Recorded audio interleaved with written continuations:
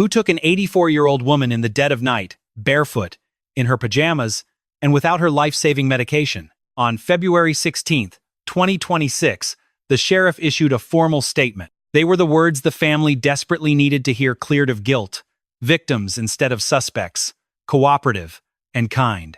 And yet, 3 weeks later, inside a quiet mechanic shop in Tucson, the blue Honda CR-V that drove Nancy Guthrie home on her final peaceful night was still being dismantled, searched, and held by police. We analyzed the complete paper trail used to clear Tommaso Cioni, and what the polygraph test actually confirmed, what they were still searching for in that car after his clearance was announced, and the core legal question this timeline raises one that no investigator has had to answer in public. On February 16, 2026, the Pima County Sheriff's Department released a formal statement to the press. Sheriff Chris Nanos wrote, "To be clear, the Guthrie family, including siblings and spouses, has been ruled out as suspects in this case. The family has been extremely cooperative and kind, and they are victims in this case.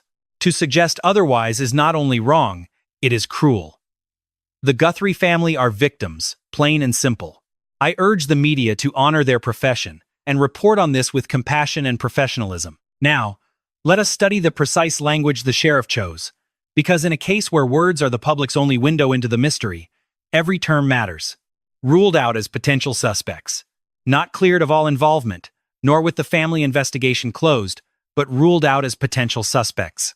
That phrase has a limit. It removes the suspect label, but does not, by itself, close any line of investigation. It says these people are not suspects. It does not say investigators have stopped looking into everything tied to them, including siblings and partners. This was highly specific. He was not vague.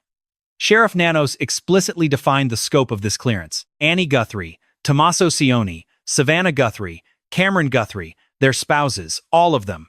He left no room for public speculation about who was cleared. He shut that door completely.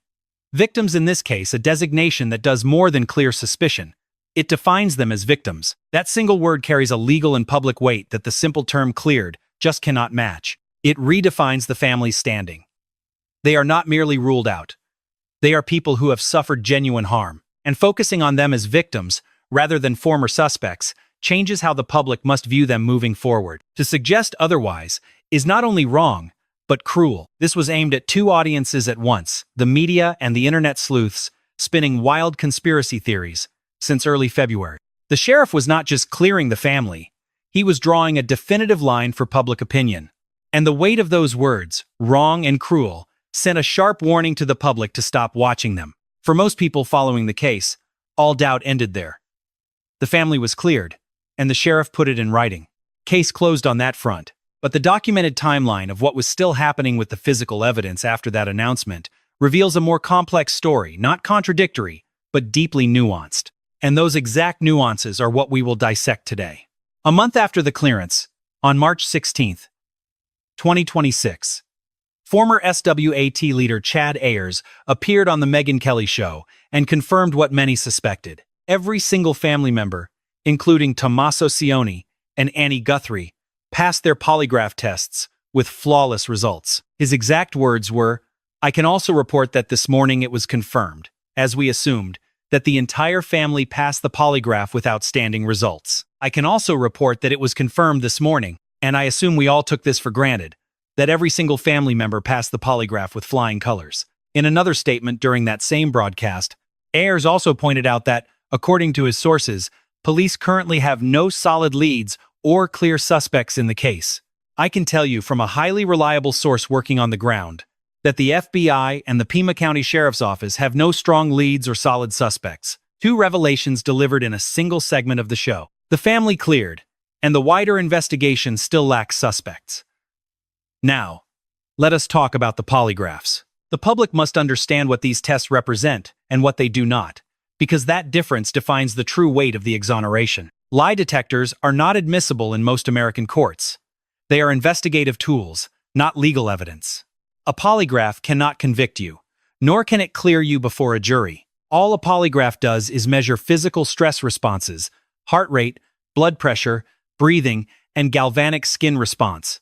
It does not detect lies. It only registers the body's reaction to questions. A trained operator interprets those reactions. And that interpretation is a professional opinion, not scientific proof. But in a missing person case where time is the enemy, having the inner circle pass a polygraph serves a critical tactical purpose. It lets investigators shift their limited resources outward. Every hour spent investigating a family member who cleared the test is an hour not searching for the masked figure on the doorbell camera. In a case where an 84-year-old woman was taken from her home, and every passing day slims the chances of finding her safe, shifting those resources is no mere formality. It is a cold calculation of survival. The limit is real. Polygraphs can be beaten. They produce false positives and false negatives. The FBI knows this all too well. Police know this, which is why a lie detector is never the sole factor used to clear a suspect in a serious investigation. It is just one data point within a much larger picture of evidence. In this case, the polygraph, alongside the evidence analyzed by investigators during those first 16 days, was enough for Sheriff Nanos to make one of the most definitive public statements of the entire investigation: ruled out cooperating victims.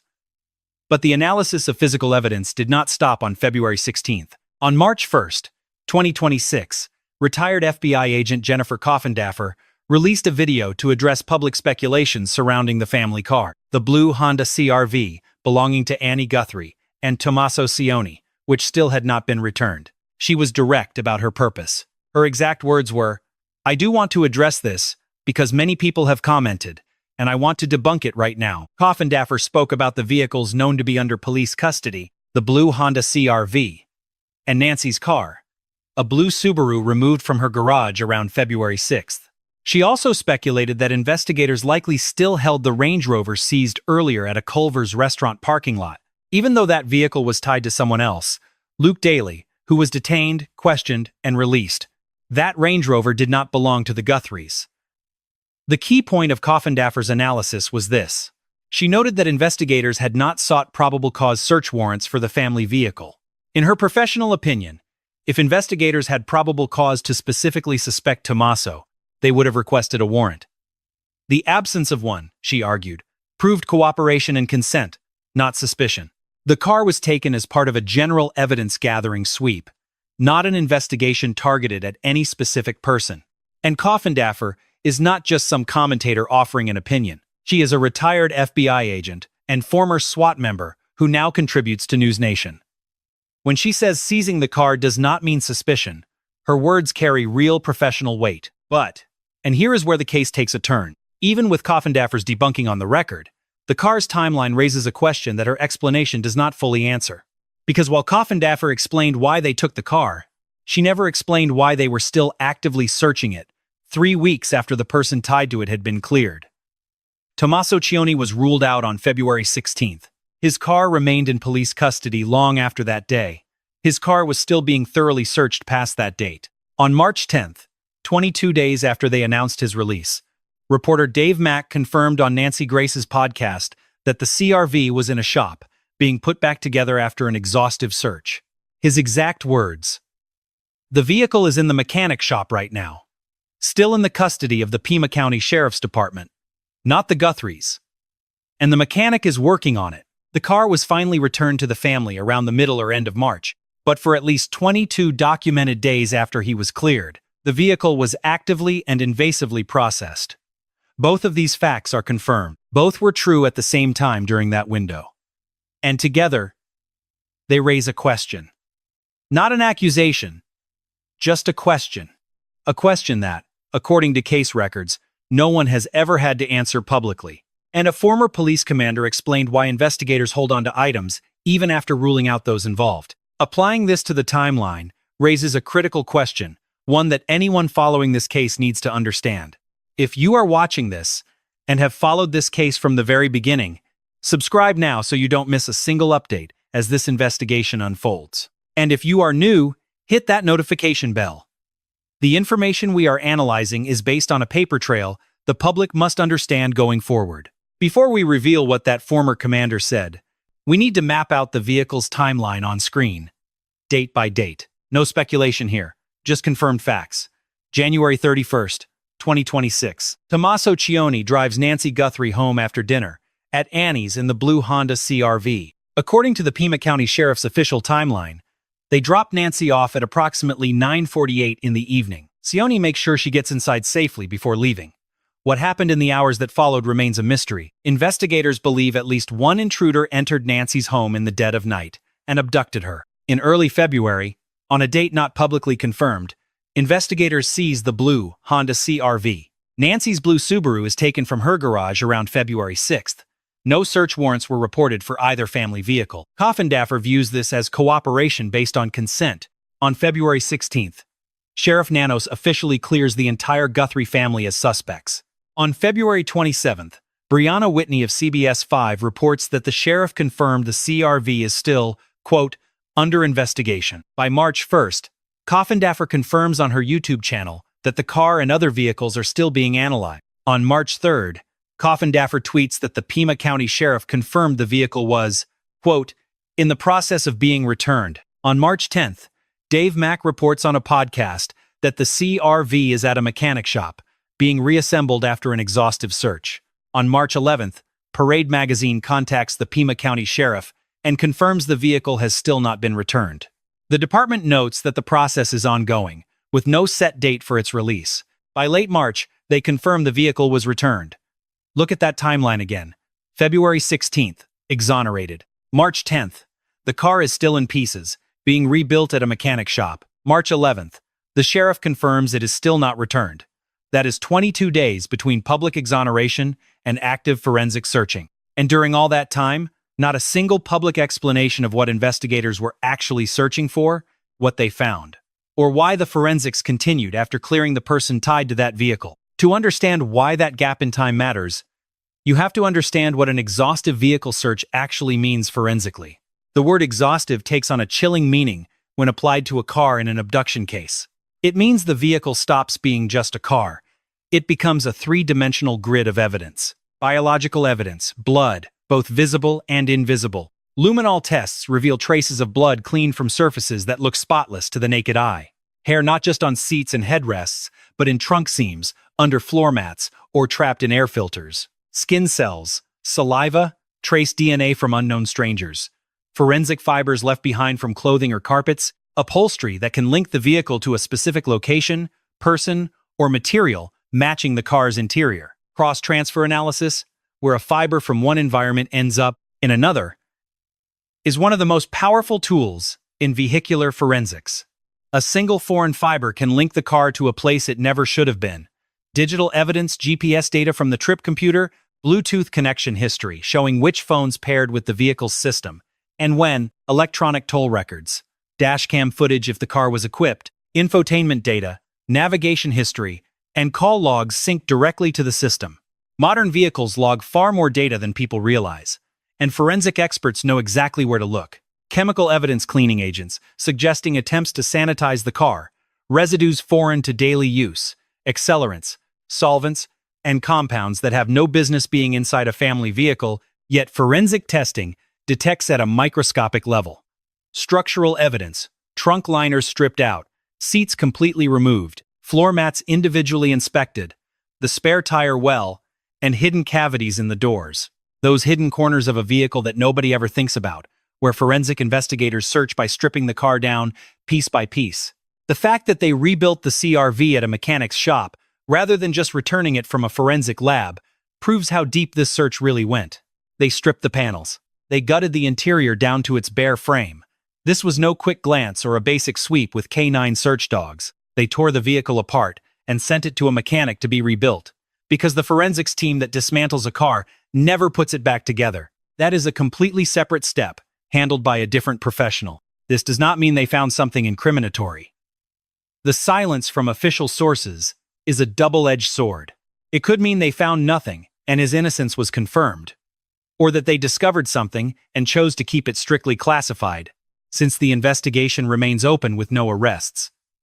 Yet, the sheer scale and duration of that search are written in the official record, and that official record is exactly what we are analyzing today. This brings us to what the former Pima SWAT commander, Bob Krieger, revealed in an exclusive interview with Parade on March 14, 2026. Krieger addressed the question directly. Why keep the vehicle if the suspect had already been ruled out? His answer and his perspective are among the most revealing statements a law enforcement expert has ever made on this part of the case. A detective's job is to build a rock-solid case, one that ultimately leaves absolutely no doubt in the minds of the jury. And keeping the chain of custody for key evidence is a crucial part of that. He added that it might just come down to something as simple as releasing the original scene way too early. That is why investigators must ensure they exhaust every single possibility. They must preserve the integrity of any trace or clue that might remain inside or outside the car. Let us look closely at what Krieger says, because his statement has 3 layers, each redefining the link between the released suspect and the vehicle. The first layer: the innocence hypothesis.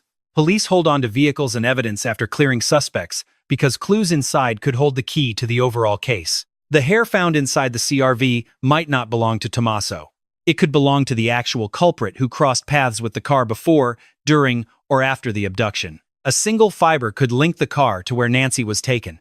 DNA from a floor mat or the trunk might match the masked subject in the security footage. Protecting the chain of custody ensures that any findings are admissible at trial, no matter who they ultimately point to. And Krieger suggested this extended hold happened because they released the original crime scene, Nancy's house, too quickly, prematurely, and they wanted to compensate by being far more thorough with the remaining physical evidence in their possession.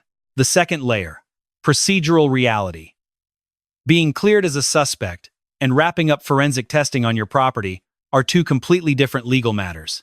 They move on different timelines. Someone is exonerated while their belongings are analyzed, as those items could point elsewhere. Exoneration focuses on the individual. Evidence analysis focuses strictly on the crime.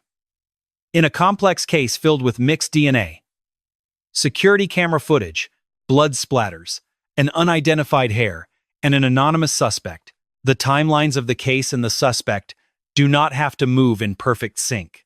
The third layer: the question that arises in the Guthrie case.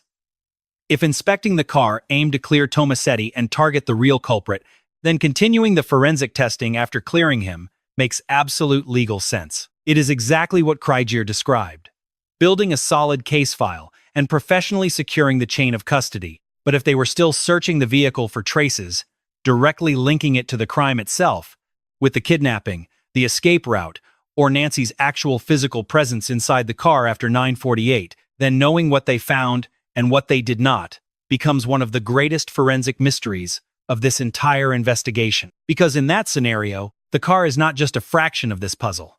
It is a critical piece belonging to someone already cleared of suspicion. And what they found after 22 days of searching was never made public. Both explanations are equally valid. Both are supported by the case file, and police have neither confirmed nor denied either. Since with an open investigation and no formal suspects, they are not obligated to reveal anything. If this is the kind of deep, detailed analysis you need to follow cases like this, pass this along to anyone tracking the Nancy Guthrie investigation closely. Because this analyzed data, the vehicle timeline, the Krieger framework, and the 3-layer analysis is not mere speculation. This is the official documented record. And the more people grasp this record, the greater the pressure to answer those lingering questions. There is one crucial mystery we have been building towards since the opening minute of this episode. A question that goes far beyond Tommaso Cioni, beyond the blue Honda CRV, and even beyond this case itself. We are talking about the exact term, exonerated. What does that word actually mean in the United States justice system? Because the answer is not nearly as simple as the public tends to assume. In American law enforcement, being exonerated has no single legal definition that applies uniformly across the country. No federal law exists to define that specific concept. There is no standardized evidentiary threshold that a sheriff, a police chief, or an FBI spokesperson must meet to announce that someone has been cleared. The term is merely operational. It communicates a temporary status, not a definitive conclusion. In practice, an exoneration rests on different grounds, and the difference is massive. First, a confirmed alibi. The suspect's whereabouts during the critical window are verified by completely independent evidence: security cameras, GPS data, witness testimony, digital footprints.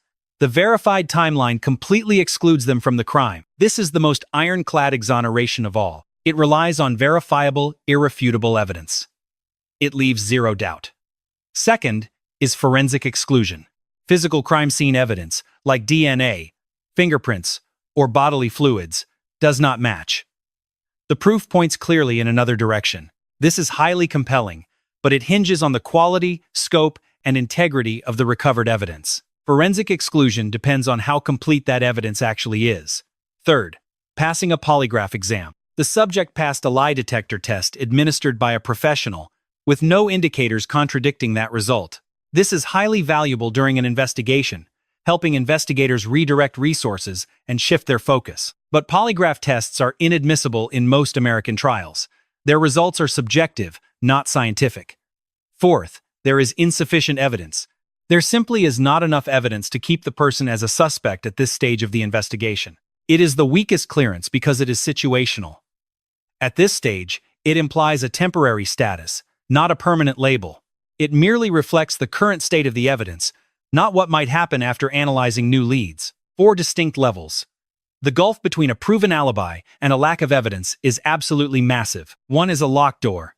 The other is a door left slightly ajar, which could easily swing open again. And Sheriff Nanos's press release, despite being incredibly firm, never clarified which standard was used to exonerate the Guthrie family. This is not meant as a criticism of the sheriff. In an active case, police do not have to reveal their evidence to clear someone. Doing so could ruin the entire criminal investigation. It would expose what evidence they hold and, above all, what weaknesses they are trying to hide. It would reveal to the real suspect what the investigators know and what they are still searching for. That statement sought to shield the family from the relentless, toxic speculation of public opinion, and it was clearly the right thing to do. They were cooperating, while simultaneously enduring a devastating loss. People were already judging them as guilty, without a shred of proof. But the documented file allows us to question things, even if the official answer remains under wraps. Was their exoneration based on forensic evidence, a lie detector test, an alibi, or all three? Because knowing that defines the true weight and the real certainty of that supposed exoneration. It also defines the true value of the ongoing vehicle forensics in this complex judicial puzzle. Let us now reconstruct the documented picture step by step. No empty theories, just verified facts. Tommaso Cioni was among the last to see Nancy, on January 31st. He drove her home in the blue Honda CR-V. He made sure she went safely inside her house before driving away. Police impounded his vehicle without a public warrant.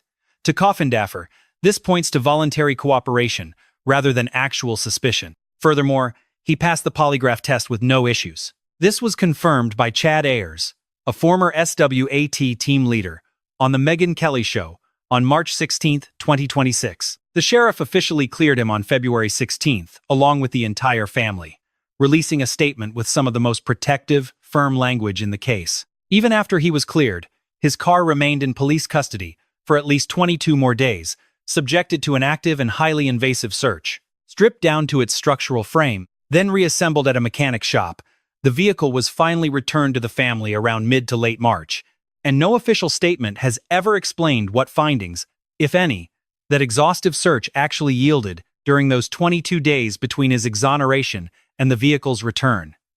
Yet, every single one of those facts has an innocent explanation. Foregoing a search warrant points to cooperation, not guilt. And passing a polygraph test is a clear sign of honesty, so compelling that even Megyn Kelly called it huge, suggesting the public should finally leave the brother-in-law and sister alone. An ongoing search is simply standard chain of custody protocol in highly complex kidnapping investigations, and Krieger specifically noted that detectives might have been overcompensating for releasing the crime scene far too early. The family's exoneration was announced by the sheriff himself, in terms that left absolutely no room for doubt or misinterpretation. Yet at the same time, the official timeline raises a question, independent of guilt or innocence. What did that exhaustive search of the CR-V reveal? Did the physical evidence back up their exoneration, suggesting detectives found nothing of interest inside the SUV? Or was the clearing of their names a strategic move to redirect public attention and focus resources elsewhere? As the forensic processing of the vehicle slowly ran its course, guided by its own logic and yielding its own results, both theories are fully supported by the official files. The first theory is the most likely, aligning with our experts. After all, the family passed the lie detector. The sheriff cleared them as firmly as possible, and Coffindaffer dismissed the vehicle seizure as a sign of suspicion. Krieger explained the logic behind the chain of custody. Meanwhile, the second theory is not accusatory. It simply shows how these highly complex criminal investigations sometimes play out, where public statements and internal forensic timelines do not move at the same pace, where an exoneration can be genuine while testing continues because clearing a name is about the person, but evidence is about the case. The point is not which narrative is right, but that the official file raises both, and no one has told the public which applies. Because in an active case with no suspects after 123 days of investigation, that is simply not a question detectives have to answer, nor one the sheriff is obligated to clarify. It is not something the FBI will address at a press conference. It is purely procedural, not accusatory. And in a mystery with no suspects after 123 days, procedural questions are the only honest ones we have left. As of this recording, Nancy Guthrie has been missing for 123 days. There are no official suspects, no arrests, no confirmed motive, and still not a single sign of life. The FBI released 2 images from Nancy's Google Nest camera, capturing a masked figure wearing gloves on her front porch early on February 1st. He was armed and carrying a black Ozark Trail backpack dressed in long sleeves, gloves, and a ski mask described as 5 feet 9 to 5 feet 10 inches tall, with a medium build. It remains unclear if it is the same suspect. Mixed DNA was recovered at the scene, which the FBI is now analyzing. They also discovered an unidentified hair inside the house. The Pima County Sheriff's Department sent it to a private Florida lab, and after 11 weeks, they forwarded it to the FBI for advanced testing. Several gloves were found scattered in areas near the home, including one pair located about 2 miles away from the property. And at least one glove appeared to match the exact type worn by the suspect in the doorbell footage. A reward of over $1.2 million is being offered for information leading to Nancy. Sheriff Nanos has insisted that his investigators are getting closer every single day. Rumor has it that the FBI deployed new high-tech tracking tools, though specific details remain strictly classified. But to the public, the case appears deadlocked. No names, no arrests, no confirmed motive, and no sign of life. Silence. Clearing Tommaso Cioni and the Guthrie family was the right call, protecting those who chose to cooperate. It halted a wave of gossip that was draining focus from other leads. But it also did something else. It eliminated from the suspect pool the only individuals the public had any documented connection to. And in their place, when it comes to any identifiable suspect the public can point to, is absolute nothing. 4 months without a trace. That is why the DNA is currently the most critical clue in this entire case. The DNA mixture recovered from Nancy's house is the strongest evidence in an investigation that has yet to yield public results. Sheriff Nanos officially stated that once the DNA analysis is complete, investigators will be able to build a precise biological profile of the suspect. From there, they will try to link that profile to the massive digital evidence archive already gathered and analyzed. If the DNA belongs to an outsider and is in the police database, this quiet case could turn into an arrest in days. A CODIS match, a name, an address, a warrant. If there is no match, they will use forensic genetic genealogy, the same method that unmasked the Golden State Killer after decades of mystery. That process takes weeks or months, but it is incredibly effective. And it does not require the suspect to already be in any criminal database. It works through family DNA connections on public platforms. Retired FBI agent and criminal profiler Jim Clementi directly analyzed the hair evidence. His assessment is simple. If that hair belongs to the attacker, it will inevitably lead to his identity. They will get a name. And this investigation might be much closer to that than the silence suggests. DNA processing, hair analysis at the FBI lab, and a new, secret technology, plus the digital evidence gathered since early February, are all slowly converging on something very concrete, even if the public cannot see it yet. But until a name is revealed, the official file is all we have. And that official record, as we have seen, contains highly specific procedural questions that remain unanswered, not because of a cover-up or a failed case, but because active investigations move at their own pace, a pace that is not accountable to the public, nor does it have to answer to the media. It does not feed the hungry 24-hour rumor machine constantly running across all social media platforms. It answers only to facts. And the evidence, on day 123, remains under strict processing. Tommaso Cioni not Dian, hey, Dian 100 Dian 105 May, has ordered in writing by the sheriff on February 16, 2026. His polygraph results confirmed it. The exhaustive analysis by Coffin and Daffern backed it up entirely. And that is the indisputable starting point that every expert cited in this episode has respected. We are not questioning Tommaso's guilt. He is exonerated. The issue is a different dilemma that comes from the official file itself. What does that exoneration actually mean in specific legal term? By what standard was it determined? And does the vehicle custody timeline, involving 22 days of searches after his clearance, raise procedural questions left unanswered by public records? Based on hard facts, expert testimony, and the legal framework, the answer to that question is a resounding yes. The exoneration and the ongoing car search are not contradictions. They can coexist. They do coexist. But that duality raises deep questions about what was found, what was not, and the real basis for clearing him. It is a convenient question that no one involved in this investigation has had to answer publicly. After 123 days without a suspect, these procedural doubts are not wild accusations or baseless conspiracy theories. They are not meant to hurt a suffering family. They are, in fact, the only oversight mechanism the public has, our only tool to analyze, understand, and protect the integrity of the official record. So, when this case finally reveals a name, we will know exactly what mysteries it solves. Nancy Guthrie is 84. She has been missing for 123 long days, far from her medication, her family, and the home she built in the quiet hills of North Tucson. Somewhere, someone knows the truth. If you have any information, no matter how minor it seems, do not keep it to yourself. Now is the time to speak. Call 1-800. Call FBI or the Tucson 88 tip line at 520-882-7463. The total reward stands at $1.2 million. Your call can remain completely anonymous. If this episode helped you understand the state of the case and the official files, please share it. Send it to anyone following this investigation. Do not forget to subscribe and hit the notification bell, because when the truth comes to light, and trust me, it will, we will cover every official detail immediately. Nancy deserves justice, her family deserves answers, and the truth must be told. Whatever this turns out to be, it deserves to be documented.